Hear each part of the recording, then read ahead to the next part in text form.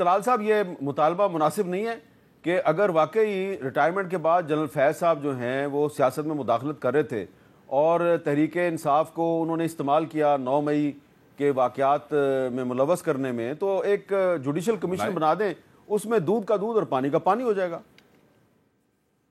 ये तो कोई नाजायज गल नहीं। मुझे ये बताएं, सबसे पहले तो जो कार्रवाई हुई है जनरल फैज़ के खिलाफ वो सुप्रीम कोर्ट का भी हुक्म था, जो कि टॉप सिटी वाले मामले में। और दूसरी उसके बाद मुझे ये बताएं, ये तो एक डिलेइंग टैक्टिक्स है ना जी। यानी किस अंधे को पता नहीं है कि 9 मई किसने किया है, कि कौन किसने प्लान किया है, कौन जुलूस लेके गया था, किसने ये सारा कुछ किया। लेकिन 9 मई की उसने कहा कि क्योंकि ये इसलिए हुआ है कि मुझे गिरफ्तार किया गया था। 9 मई की किसी FIR में जनरल फैज़ का नाम नहीं है, लेकिन आपकी पार्टी के बहुत से लोग कह रहे हैं कि वो 9 मई में भी मुलवस हैं, तो जुडिशल कमीशन बना लें। बढ़ाओ ना सर। देखिए साहब, ये तो कोई नाजायज गल नहीं है मेरे भाई। अपने मेरी बात सुने, अपने एक अदारे की कार्रवाई वो उनके इस वक्त तहवील में है और उसमें उन्होंने बड़ा क्लियरली चीजों को लिखा है। इंतजार कर लेना चाहिए ना जी। जुडिशल कमीशन, यकीनन ये सारे लोग बाद में अदालतों में जाएंगे, लेकिन ये मुझे ये बताएं मीर साहब, मैं एक जुलूस लेकर आऊं जियो के इस दफ्तर के सामने, हजारों लोग, और उसके बाद पता चले कि अंदर लोग चले गए और जियो को तोड़ फोड़ दिया, हामिद मीर साहब को भी पता तशद्दुद का निशाना, और बाद में मैं कहूं कि इसमें तो मेरा कसूर ही कोई नहीं है, मुझे तो पता ही कोई नहीं। यानी जो लोग वहां पर मारे गए हैं वो भी इनके थे, जो जख्मी हुए वो भी इनके थे, जो गिरफ्तार हुए वो भी इनके थे, वकील इमरान खान का भी वही है और उनका भी वही है। अच्छा, लेकिन वो हमारे लोग नहीं। दो बातें करूंगा मैं, 2 बातें करूंगा। देखे ना, अगर आपकी आंखों के सामने भी, तलाल साहब की आंखों के सामने भी किसी को अगर कत्ल कर दिया जाए, तो इसका यह मतलब नहीं है कि इन्होंने फड़न ते इन्होंने फांसी ते लटका दो। पाकिस्तान में उसका भी एक कानून है, पुलिस उसको गिरफ्तार करेगी, वो अदालत में जाएगा, बेशक इनके सामने हुआ है, वहां भी गवाही देनी पड़ेगी, फिर साबित होएगा तो फिर उन्हें फांसी होगी। हम ये कहते हैं कि ये जो मेरा भाई गुफ्तगू कर रहा है ठीक है,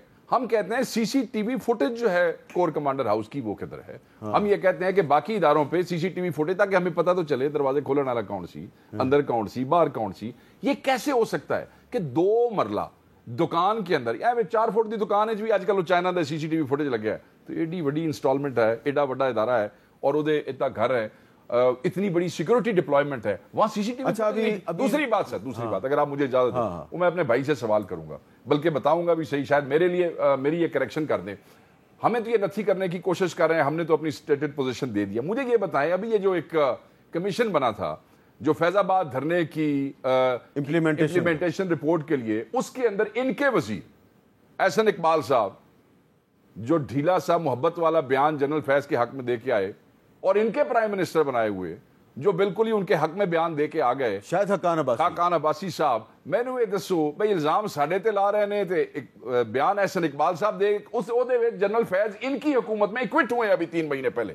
अच्छा, वैसे तलाल साहब उस मोहब्बत का जरा बताएं, हमें नथी करें, छूटा तुसी दे रहे हो, बंदे तुसी छोड़ी जाते हो, तो छूटा मतलब इल्जाम सबसे। तलाल साहब, ये जो कमेटी थी जो आपकी हुकूमत ने बनाई थी, जिस कमेटी में एक रिटायर्ड और कुछ सर्विंग पुलिस अफसरान शामिल थे, तो उस कमेटी के सामने आपकी पार्टी के जो लोग पेश हुए, तो उनके स्टेटमेंट्स की बुनियाद पर जनरल फैज साहब को क्लीन चिट मिल गई। तो इसका मतलब है जनरल फैज साहब जो है उनकी आपकी हुकूमत में भी बड़े ताल्लुकात थे।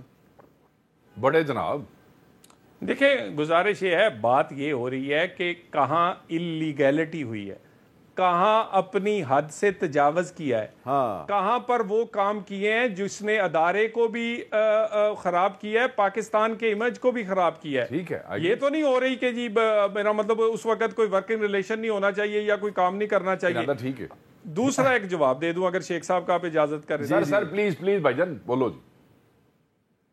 शेख साहब की गुजारिश ये है कि इसी तरह ही पुलिस पकड़ रही है, गिरफ्तार कर रही है, CCTV फुटेज लेकर जा रही है, अलीमा खान से लेके आपके वो बड़े बड़े जय्यद जो लीडर हैं उनको दिखा रही है, सारी एविडेंस, मोबाइल लोकेशनें, हर चीज है, मगर मेरा निज़ाम इंसाफ इतना बानी PTI की मोहब्बत में वो मरा जाता है कि उसे फुटेज नजर नहीं आती।